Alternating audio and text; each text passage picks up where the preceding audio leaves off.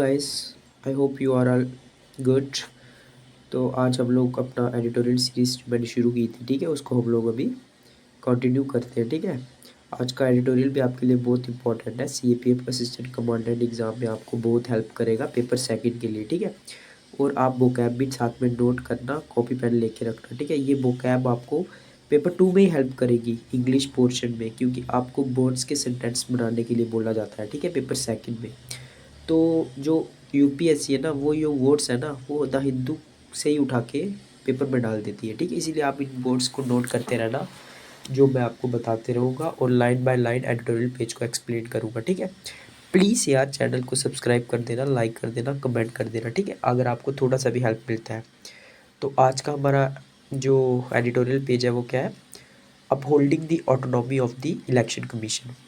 मतलब अपहोल्डिंग का मतलब होता है बरकरार करना, ऑटोनॉमी का मतलब होता है इंडिपेंडेंस। ठीक है, तो इस हेडिंग का मतलब है हमें जो इलेक्शन कमीशन है उसकी ऑटोनॉमी को बरकरार रखना है, उसको ख़त्म नहीं होने देना है। ठीक है, अभी हम लोग लाइन बाय लाइन आगे समझते हैं। ठीक है, आप लोग यार प्लीज़ प्रीवियस जो मेरे लेक्चर्स है ना, जो सीरीज़ चल रहा है ना, उसको पूरा देख लेना। ठीक है, उसमें जो हर एक टॉपिक है ना, उसको मैंने एक्सप्लेन किया है, और वहाँ से आपको पेपर सेकंड के लिए बहुत सारे क्वेश्चंस आएंगे। ठीक है, मैं अभी बता रहा हूँ, आप उस पूरी सीरीज़ को एक बार देख लेना। ठीक है, अच्छा अभी हम लोग शुरू करते हैं, इसको हम लोग जल्दी ख़त्म कर देंगे।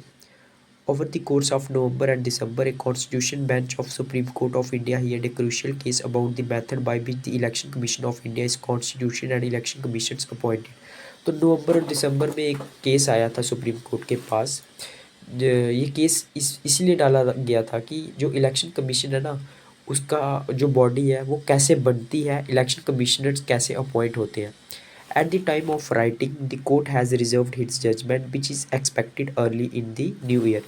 तो जजमेंट देने के टाइम क्या हुआ, कोर्ट ने इसको रिजर्व रख दिया, जो एक्सपेक्ट किया जा रहा है कि इसी महीने आ जाएगी, नेक्स्ट ईयर जो जनवरी आएगा। ठीक है, the issue before the court are straight forward but with far reaching ramifications for Indian democracy. ठीक है, अभी दो वर्ड मीनिंग में आपको लिखवाऊंगा, उनको आप प्लीज़ नोट कर देना। ठीक है, फॉर रीचिंग का मतलब होता है जिस बात का great influence, having a great influence on lot of other things, जिसका बहुत ज़्यादा इन्फ्लुएंस हो। ठीक है, और रेमिफिकेशन का मतलब होता है अनएक्सपेक्टेड रिजल्ट ऑफ एक्शन या डिसीजन। अगर कोई डिसीजन आएगा तो उसका अनएक्सपेक्टेड रिजल्ट हो। ठीक है, तो अभी मैं आपको मीनिंग समझाता हूँ। The issue before the case are straight forward, मतलब जो कोर्ट के सामने इशू था वो तो सीधा सीधा था, कोर्ट को पता था क्या डिसीजन देना है, but with far reaching ramifications for Indian democracy. लेकिन इंडियन डेमोक्रेसी के लिए ना ये अच्छा नहीं था, इसका बहुत ज़्यादा इन्फ्लुएंस पड़ता लोगों पे और अनएक्सपेक्टेड रहता लोगों के लिए। ठीक है, और डेमोक्रेसी के लिए is complete executive control over the appointments to the election commission of India constitutional. क्या एग्जीक्यूटिव मतलब गवर्नमेंट का कंट्रोल रहना अपॉइंटमेंट में इलेक्शन कमीशन के, क्या ये कॉन्स्टिट्यूशनल है? And if not, what manner of appointment is sufficient to preserve the independence of election commission and the fairness of election. अगर ये कॉन्स्टिट्यूशनल नहीं है तो किस तरह का अपॉइंटमेंट मतलब जो है वो सफिशेंट रहेगा ताकि उसमें इंडिपेंडेंस रहे इलेक्शन कमीशन में, वो गवर्नमेंट पे डिपेंड ना रहे, गवर्नमेंट का उसमें इन्वॉल्वमेंट ना हो, और इलेक्शंस जो है वो फेयर तरीके से हो। According to the classical understanding of modern democracy there are three wings of state: legislator, executive and the judiciary. अगर हम पुराने हिसाब से देखें तो मॉडर्न डेमोक्रेसी तीन ही चीज़ों पे डिपेंड करती है, ये आपको पता ही होगा। Legislative, executive, judiciary. लेजिस्लेटिव मतलब पार्लियामेंट जो लॉ बनाती है, एग्जीक्यूटिव मतलब गवर्नमेंट जो उसको इम्प्लीमेंट करती है, प्रेसिडेंट हो गया, और जुडिशरी हो गया जो उसको रिव्यू करती है कि ठीक बनी है या नहीं बनी है। ठीक है, the task of the constitution is to allocate powers between these three wings. तो कॉन्स्टिट्यूशन का क्या टास्क है कि इन तीनों में पावर्स को डिवाइड करे। ठीक है, and to ensure that there is an adequate degree of checks and balances between them, और इन तीनों पावर में बैलेंस बना रहे। ठीक है, traditionally bodies that are involve with administrating and implementation issues elections being one among them are believe to fall within the executive domain. ठीक है, जो ट्रेडिशनली मतलब हमेशा जो लाइमलाइट में रहती है, ठीक है, जो एडमिनिस्ट्रेटिव और इम्प्लीमेंटेशन इशू में मतलब इसमें बहुत ज़्यादा रहते हैं। ठीक है, कि इनमें वो कौन सी बॉडी है, वो इलेक्शन उसमें से एक बॉडी है। ठीक है, जो कि एग्जीक्यूटिव डोमेन में आती है, जिसको मतलब गवर्नमेंट ही कंट्रोल करती है लगभग। ठीक है, the erosion of a classical understanding, erosion मतलब ख़त्म होना, क्लासिक अंडरस्टैंडिंग का ख़त्म होना। However in contemporary times that understanding is no longer dominate. Contemporary का मतलब होता है रिसेंटली। अगर हम अभी के टाइम में देखें ना, तो ये जो तीनों है ना, लेजिस्लेटिव, एग्जीक्यूटिव, जुडिशरी, ये कोई डोमिनेंट नहीं है, इनका दबदबा ज़्यादा नहीं है। It is now commonly accepted that healthy constitutional democracies need what are known as fourth branch institution और अल्टरनेटिवली इंटीग्रेटेड इंस्टीट्यूशंस। जो आज की डेमोक्रेसी है ना, हेल्थी डेमोक्रेसी, वो क्या मांगती है कि फोर्थ ब्रांच इंस्टीट्यूशंस होने चाहिए। फोर्थ ब्रांच इंस्टीट्यूशंस मतलब एक तो हमारा लेजिस्लेटिव है, दूसरा एग्जीक्यूटिव है, तीसरा जुडिशियल, उनको छोड़ के भी हमारे पास बॉडीज होनी चाहिए। This reason why a fourth branch in addition to the legislative, executive and the judiciary need to exist is the following. इनके रीज़न क्या है कि हम लोग बोल रहे हैं कि फोर्थ ब्रांच भी होनी चाहिए इंस्टीट्यूशंस की। Many of the basic rights and guarantees that we enjoy can not be effective without an infrastructure of implementation. जितने भी हम लोगों को राइट दिए गए हैं ये, या फिर गारंटी दी गई है, वो कभी भी इफ़ेक्टिव नहीं होंगे, मतलब हमें मिलेंगे नहीं, अगर हमारे पास उनको इम्प्लीमेंटेशन करने का कोई इंफ्रास्ट्रक्चर, कोई बॉडी ही नहीं होगा। ठीक है, लेट अस, इसीलिए इन इन चीज़ों को इम्प्लीमेंट करने के लिए ना हमें अलग अलग बॉडीज़ की ज़रूरत है, मतलब फोर्थ ब्रांच इंस्टीट्यूशंस की ज़रूरत है। Let us take for example the right to information, a staple feature of most modern constitutional democracies. अभी हम लोग एग्जाम्पल लेते हैं राइट टू इन्फॉर्मेशन। हमारे पास इन्फॉर्मेशन लेने का गवर्नमेंट से हक है। ये इज ए स्टेपल फीचर, मतलब मेन फीचर है ये मॉडर्न कॉन्स्टिट्यूशनल डेमोक्रेसीज का। Without an infrastructure of implementation the right to information will remain only a paper. लेकिन इसका अगर अच्छी तरह से इम्प्लीमेंटेशन ही नहीं होगा, अगर राइट टू इन्फॉर्मेशन अच्छे तरीके से लागू ही नहीं होगा, तो हमारे लिए बस एक पेपर में ही रह जाएगा ये गारंटी के रूप में। We need for example an information commissioner adequately staffed and funded which will oversee the on ground enforcement of the right to information. हमें एक ऐसा इन्फॉर्मेशन कमीशन चाहिए जिसमें अच्छा स्टाफ हो, जो अच्छा फंडेड हो, और जो which will oversee the on ground enforcement of the right to information, जो ग्राउंड पे देखे कि राइट टू इन्फॉर्मेशन अच्छे से काम कर रहा है कि नहीं कर रहा है। Compel recalcitrant public institution to release public information, और जो मजबूर करे, कंपेल का मीनिंग लिखा होता है मजबूर करना। रिकल्टी रिकॉल की ट्रेंड का मतलब होता है जो जिद्दी इंस्टीट्यूशंस हैं, जो पब्लिक जिद्दी मतलब जो इन्फॉर्मेशन देना नहीं चाहते हैं, उनको कंपेल करें, उनको फोर्स करें, उन पर दबाव डालें टू रिलीज़, ताकि वो पब्लिक इन्फॉर्मेशन रिलीज़ करें। एडजुडिकेट डिस्प्यूट्स को सॉल्व करें and so on. This task involve elements of judicial function as well as the administrative functions. मतलब इन टास्क को पूरा करने के लिए ना हमें जुडिशियल फंक्शन भी चाहिए और एडमिनिस्ट्रेटिव फंक्शन भी चाहिए। therefore we cannot only be therefore cannot only be performed by the judiciary। तो इसको सिर्फ जुडिशरी परफॉर्म नहीं करेगी। ठीक है, मतलब कहने का ये है ना, अच्छे स्टाफ के लिए या फिर अच्छी इम्प्लीमेंटेशन के लिए हमें अलग अलग विंग से आदमी चाहिए। मतलब जुडिशरी से कोई आदमी हो, गवर्नमेंट से कोई आदमी हो जो कि क्या करे, अपॉइंटमेंट करे, ना कि सिर्फ एग्जीक्यूटिव ही हो जो कि अपॉइंटमेंट करे। जैसे इलेक्शन कमीशन में सिर्फ प्रेसिडेंट को ही पावर है अपॉइंटमेंट करने की, उससे क्या होगा ना, गवर्नमेंट बहुत ज़्यादा इंटरफेयर करेगी इलेक्शन कमीशन में। ठीक है, इसलिए अलग अलग बॉडीज होनी चाहिए जिसमें जुडिशियल फंक्शन भी इन्वॉल्व हो, एडमिनिस्ट्रेटिव फंक्शन भी इन्वॉल्व हो। Therefore can not only be perform, मतलब सिर्फ उसको जुडिशरी परफॉर्म नहीं करना चाहिए, but need bodies such as commission to perform them on daily basis, और उसके लिए कमीशन बनने चाहिए जो कि उन चीज़ों को परफॉर्म करें। Now logically follows from the above that fourth branch institution needs to be functionally independent from the political executive. तो सीधे सीधे कहने का मतलब जो ऊपर लिखा हुआ है उसका यही मतलब है कि जो फोर्थ ब्रांच इंस्टीट्यूशंस है ना, जैसे इलेक्शन कमीशन हो गया, शेड्यूल क्लास चीज़ के लिए कमीशन हो गया, वो इंडिपेंडेंट होना चाहिए पॉलिटिकल एग्जीक्यूटिव से, मतलब गवर्नमेंट का उसमें कोई इंटरफेरेंस नहीं होना चाहिए। This is because they are the vehicles for implementing right against the executive. क्योंकि यही तो वो पहिए है ना, यही तो मतलब जो पहिए है, मतलब क्योंकि वही तो गवर्नमेंट के खिलाफ हमें इंफॉर्मेशन देंगे, इम्प्लीमेंटिंग वही तो इम्प्लीमेंट करेंगे हमारे राइट अगेंस्ट द एग्जीक्यूटिव, मतलब गवर्नमेंट के खिलाफ। तो अगर गवर्नमेंट का उसमें इंटरफेरेंस रहेगा तो गवर्नमेंट तो अपने हिसाब से काम करवाएगी ना। Once again think of the right to information. अब एक बार फिर से राइट टू इन्फॉर्मेशन की बात करते हैं। Primarily citizens will attempt to invoke the right to extract public documents from government departments in the interest of transparency. तो जो लोग हैं ना वो चाहते हैं कि गवर्नमेंट हमें पब्लिक डॉक्यूमेंट्स, मतलब जो गवर्नमेंट के डॉक्यूमेंट्स हैं वो दिखाएं, राइट टू इन्फॉर्मेशन ले गो कि कहाँ पे क्या क्या खर्चा हुआ है, ताकि ट्रांसपेरेंसी को देखने के लिए। ठीक है, government therefore have a direct interest in such cases and as history has shown governments are rarely willing to be transparent of their record. ये आपको समझ आ रहा होगा कि गवर्नमेंट का तो इस चीज़ में इंटरेस्ट रहेगा ना कि अब गवर्नमेंट के डॉक्यूमेंट अगर चले जाएंगे तो पब्लिक के सामने तो पूरी पोल खुल जाएगी। तो गवर्नमेंट अपनी जो ट्रांसपेरेंसी है ना उसको दिखाना नहीं चाहती है। अपने जो अकॉर्ड होता है समझौता, उनको दिखाना नहीं चाहती है, ठीक है। To be effective therefore an information commission needs to be thoroughly independent of the government. तो उस इस चीज़ को इफेक्टिवली इम्प्लीमेंट करने के लिए ना जो इंफॉर्मेशन कमीशन है ना वो इंडिपेंडेंट होना चाहिए गवर्नमेंट से, against which it will be obligated to enforce the constitutional right to information. क्योंकि उसी के खिलाफ उसको क्या करना है, इन्फोर्स करना है राइट टू इन्फॉर्मेशन। ओब्लिगेट होता है मतलब कोई निर्णय लेना या मतलब गवर्नमेंट के खिलाफ इन्फोर्स करना है ना। This is not an abstract point, ये कोई ऐसे ही हम बोल नहीं रहे हैं। As we have seen in recent time extensive government control over the central information commission. अभी हमने रिसेंटली देखा है ना जो हमारी गवर्नमेंट है ना वही कंट्रोल करती है इलेक्शन कमीशन को, ठीक है, इंक्लूडिंग कंट्रोल ओवर अपॉइंटमेंट को भी वही कंट्रोल करती है। Has led to it becoming a largely toothless and ineffective body. तो उसको क्या करती है ना वो एकदम इनइफेक्टिव बॉडी बना देती है, क्योंकि गवर्नमेंट खुद ही कंट्रोल करेगी तो कोई इन्फॉर्मेशन मिलेगा नहीं। And the eventual frustration of the right to information, और राइट टू इन्फॉर्मेशन को भी एक फ्रस्ट्रेशन बना देती है। अब हम एग्जांपल लेते हैं ओवरसीज से। Modern constitutions all over the world have recognize this. जो मॉडर्न कॉन्स्टिट्यूशंस है ना उनको ये पता चल गया कि ये गवर्नमेंट का बहुत ज़्यादा इंटरफेरेंस हो रहा है।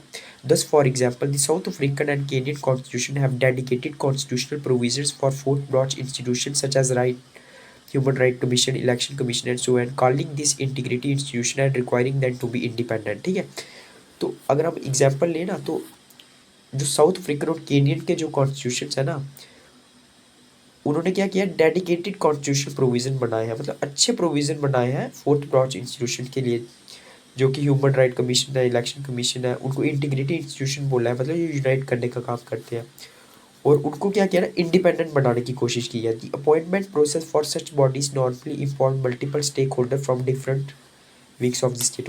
और उनके अपॉइंटमेंट करने के लिए क्या किया है ना, मल्टीपल स्टेक होल्डर मतलब अलग अलग आदमियों को लिया गया है। जैसे एक गवर्नमेंट का आदमी लेंगे, एक पार्लियामेंट का एक कोई जुडिशरी का आदमी लेंगे, ना कि सिर्फ एग्जीक्यूटिव गवर्नमेंट ही उनको अपॉइंट करेगी, मतलब मल्टीपल आदमी स्टेक होल्डर्स को लेंगे from different wings of the state. The Indian constitution also provide for such similar fourth branch institution. Indian constitution भी फोर्थ ब्रांच इंस्टीट्यूशंस प्रोवाइड करता है। While the election commission of India is obviously an example. Election commission of India भी एक fourth branch institution ही है जो कि अलग है जुडिशियल, एग्जीक्यूटिव और लेजिस्लेटिव से, ठीक है। फॉर ठीक है, other include the controller and auditor general भी इसी के अंडर आता है। पब्लिक सर्विस कमीशन भी इसी के आता है फोर्थ ब्रांच कमीशन के अंदर। National commission for schedule caste भी इसके अंदर है। The problem however this while the constitution goes to some degree to protect the independence of the fourth branch institution while officials are in office such as for example a high threshold on the removal of election commission, the power of appointment lies exclusively with the executive, formally the president of India acting on the aid and advice of council of ministers। तो problem क्या है ना, constitution तो थोड़ा बहुत हमें protection provide कर रहा है, मतलब फोर्थ ब्रांच इंस्टीट्यूशन को इंडिपेंडेंट करने के लिए थोड़ा बहुत प्रोटेक्ट कर रहा है। लेकिन जो हमारे ऑफिशियल्स हैं ना जो ऑफिसों में बैठे हुए हैं वो इलेक्शन कमिश्नर को रिमूव करने के चक्कर में रहते हैं, ठीक है, मतलब ऐसी ऐसी चीज़ें करते रहते हैं, ठीक है। तो जो पावर है ना अपॉइंटमेंट का वो भी प्रेसिडेंट के पास है, जो काउंसिल ऑफ मिनिस्टर्स के कहने पे उनको अपॉइंटमेंट करता है। तो ये बहुत ज़्यादा प्रॉब्लम है। अभी गवर्नमेंट ही अगर गवर्नमेंट का आदमी अपॉइंट करेगा इलेक्शन कमिश्नर को तो क्या होगा, अगर गवर्नमेंट का आदमी अगर अपॉइंट कर रहा है इलेक्शन कमिश्नर को तो गवर्नमेंट का ही कंट्रोल होगा ना, उसमें इंटरफेरेंस होगा ना। To put the point simply the government decides who gets to be in charge of running fourth branch institutions. तो अगर हम इसको सीधे तरीके से कहें ना तो गवर्नमेंट ही ये डिसाइड करती है कि कौन जो इंचार्ज है वो चार्ज लेगा, मतलब हेड बनेगा फोर्थ ब्रांच इंस्टीट्यूशंस का। This is undoubtedly a problem, ये एक प्रॉब्लम ही है। The link between power of appointment to a body and its control is both initiative. तो जो कनेक्शन है ना जो अपॉइंट करता है बॉडी को और जो कंट्रोल करता है, ठीक है, वो इनिशिएटिव है, मतलब वो बस एक मतलब एक फॉल्स तरीके का, मतलब इनिशिएटिव का मतलब होता है जो कोई फैक्ट पे बेस्ड नहीं है, वो ऐसे ही बना हुआ है, ठीक है, and has been empirically established in multiple context, और उसको मल्टीपल कॉन्टेक्स्ट को देख के हुए ऐसा किया गया है, ठीक है। As the South African constitutional court correctly noted in one of its landmark judgment, true and functional independence is effectively impossible if the power to appoint rests entirely within a single individual office or an entity। जो सो south African हमारी मतलब court है ना, constitutional court है ना, उसने क्या एक अपनी जजमेंट में एक जजमेंट दी थी, उसमें बताया था कि अगर हम लोगों को इंडिपेंडेंट अगर रखना है ना, मतलब कोर्ट का जो इंडिपेंडेंस है ना वो इम्पॉसिबल है किसी भी बॉडी का। अगर उसका जो अपॉइंटमेंट है ना वो सिंगल इंडिविजुअल करेगा या एक सिंगल ऑफिस करेगा या एंटिटी करेगा ना, तो वो कभी भी इंडिपेंडेंट नहीं हो सकता उसका फंक्शन, कोई भी बॉडी हो चाहे। This then is the foundation of ongoing dispute before the Supreme Court. तो यही तो हमारा मतलब फाउंडेशन है डिस्प्यूट का, यही तो कारण है जो कि सुप्रीम कोर्ट के सामने है। इंडीड इंडीड का मतलब पता है ना, in reality the Indian constitutional history as well points to the problem. जो इंडियन कॉन्स्टिट्यूशन की हिस्ट्री है ना वो भी इस प्रॉब्लम को बताती है। The collegium system for the appointment of judges, which has recently seen controversy again, arose as a response to executive abuse and attempts to control the judiciary stemming from the constitutional text, which again give to the president, that is executive, the power to appoint judges।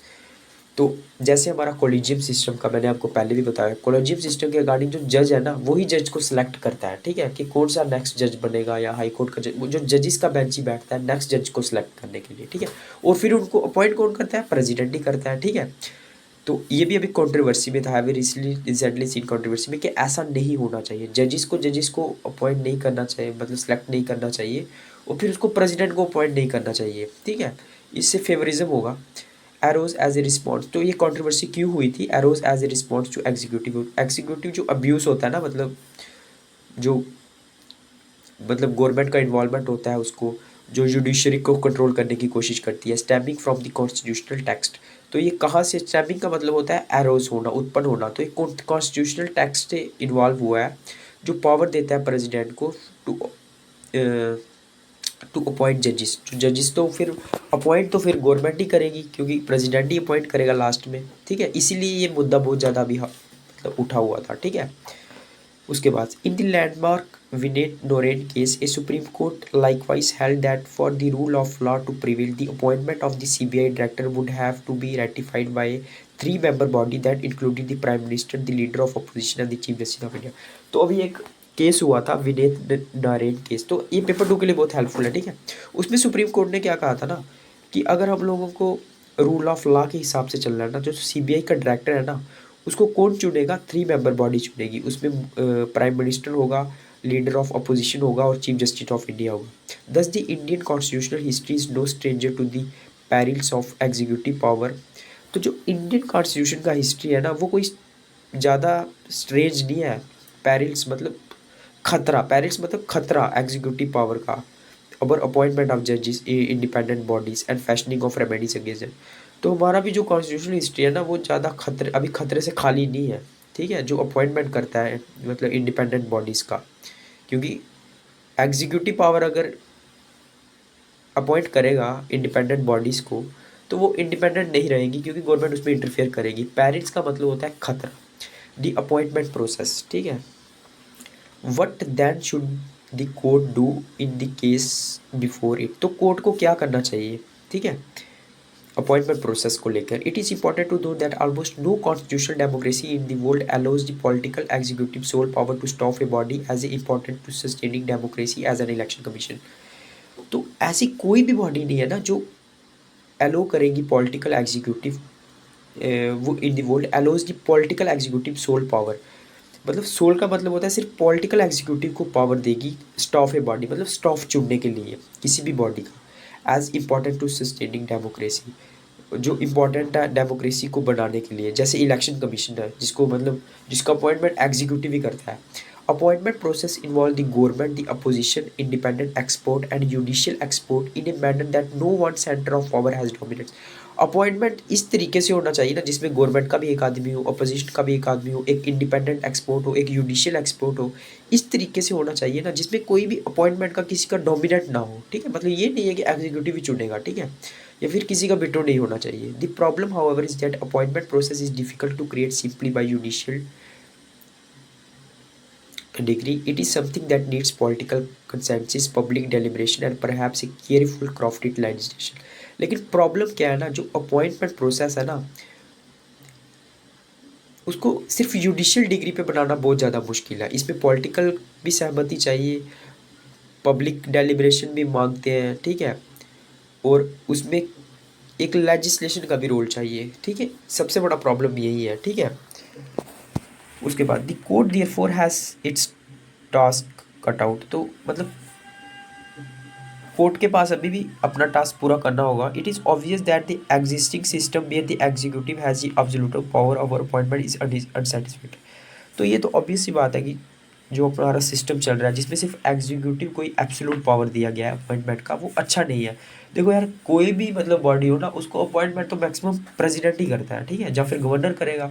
तो पूरा executive के पास ही है पूरा role, तो फिर government का interference रहेगा ही, ठीक है।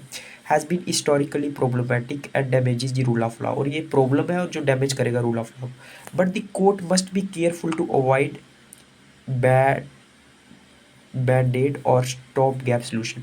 तो गवर्नमेंट को भी ये छोटे छोटे सोल्यूशन नहीं देने चाहिए, मतलब जैसे बैंडेड लगा दिया जख्म है तो उसके लिए one possible alternative is for the court to hand down a suspended declaration of invalidity. तो एक तो अल्टरनेटिव गवर्नमेंट के कोर्ट के पास ये भी है कि एक एक डिक्लेरेशन दे, that is a remedy where the court puts into place a certain, एक मतलब गाइडलाइंस प्रोवाइड करे, but leaves a permanent structure solution up to the land. लेकिन एक अच्छा परमानेंट सोल्यूशन दे, ना कि ये स्मॉल स्मॉल सोल्यूशन दे, बैंडेड लगाने का काम ना करे, ठीक है। एक लॉन्ग टर्म सोल्यूशन होना चाहिए। It is for the court to decide how best that might be achieve.